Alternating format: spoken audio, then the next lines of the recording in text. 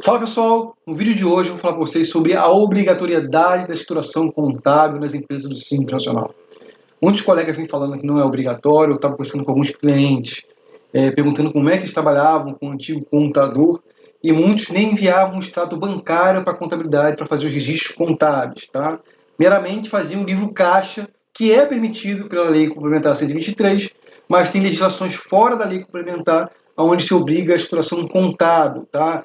Livro caixa, livro razão, e as demonstrações contábeis obrigatórias para as empresas do Simples, como balancete, balanço patrimonial e balanço de lucros ou prejuízos acumulados. Tá? Vou mostrar para vocês aqui a base legal dessa minha explicação e o porquê da obrigatoriedade da situação contábil. E a fim de distribuição de lucro, como é mais vantajoso você ter situação contábil para evitar o pagamento de imposto de renda na pessoa física no lucro recebido pela sua micro e pequena empresa. Tá? Então, vou mostrar aqui a legislação base para vocês para comprovar essa obrigatoriedade. Tá? Então, vamos à obrigatoriedade da situação contábil para as empresas do Simples Nacional, ME e EPP. Então, vamos lá. Primeiro assunto que vou mostrar para vocês, a pergunta que foi feita ao Conselho Regional de Contabilidade e que está lá no site do CFC. Tá? A pergunta é: a escrituração contábil é obrigatória para todas as entidades, inclusive para micro e pequenas empresas? A resposta do CFC, Conselho Federal de Contabilidade, é que sim, que existe essa obrigatoriedade. E aí tem a fundamentação legal para que se comprove essa obrigatoriedade. Tá? Primeiramente, tem a instrução técnica do CFC, né, a interpretação técnica, onde ele fala lá dessa obrigatoriedade. Mas o CFC é um órgão que regula os contadores, tá? E não as empresas. Então, mas está orientando ali os contadores sobre essa obrigatoriedade de escrituração contábil. Tá? Diz assim lá a interpretação técnica. Lá no item 2, referida interpretação técnica determina que, mesmo deve ser adotado para todas as entidades, independente da natureza, do seu porte, na elaboração da situação contábil, observado a exigência da legislação vigente. Tá? E aí vamos à legislação vigente, que obriga a ter essa escrituração contábil. Primeiramente, nós temos que ir lá no Código Civil, já saímos dali complementar do MEIPP e fomos para o Código Civil. Lá no seu artigo 1179, ele informa que todas as empresas têm que ter o mecanismo contábil de escrituração, seja ele manual, seja ele eletrônico. Tá? Então, vamos dar uma lida aqui no artigo 1179 do Código Civil. Tá? O empresário, a sociedade empresária são obrigados a seguir um sistema de contabilidade mecanizado ou não, com base na escrituração uniforme dos seus livros, em correspondência com a documentação respectiva da empresa. Tá? Então, para poder elaborar aí o DRE e o balanço patrimonial.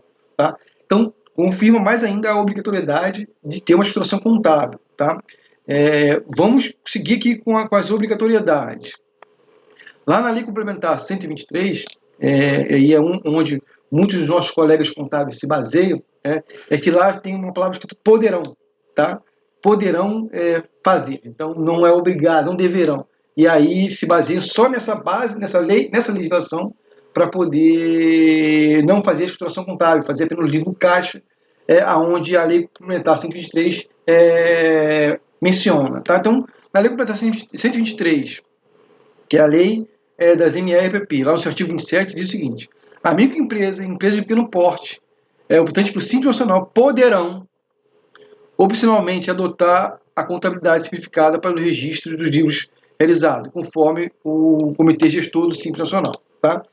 O que esse poderão está dizendo ali? Que as empresas, para fins de apuração do Simples Nacional, para atendimento à Receita Federal, ela pode adotar meramente a contabilidade simplificada, que seria a elaboração do livro caixa.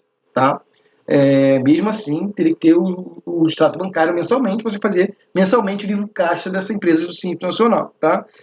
Mas esse poderão ali está dizendo que ela pode fazer isso, mas não está em contrapartida com o Código Civil, que já diz que obriga essa estruturação contábil. Ou seja, quer dizer, para fim de apuração do Simples Nacional para atender a Receita Federal, pode fazer o livro caixa, mas para atender a legislação do Código Civil, precisa que esteja a escrituração contábil regular. Tá? A resolução diz o seguinte: se eu fizer a escrituração contábil regular, ou seja, o livro diário, o balancete, o razão, eu não preciso fazer o livro caixa. Tá? Ela faz essa dispensa aqui na resolução. Nem vou ler a resolução para vocês. Vamos passar para a próxima apresentação. Lá na Lei Complementar 123 também,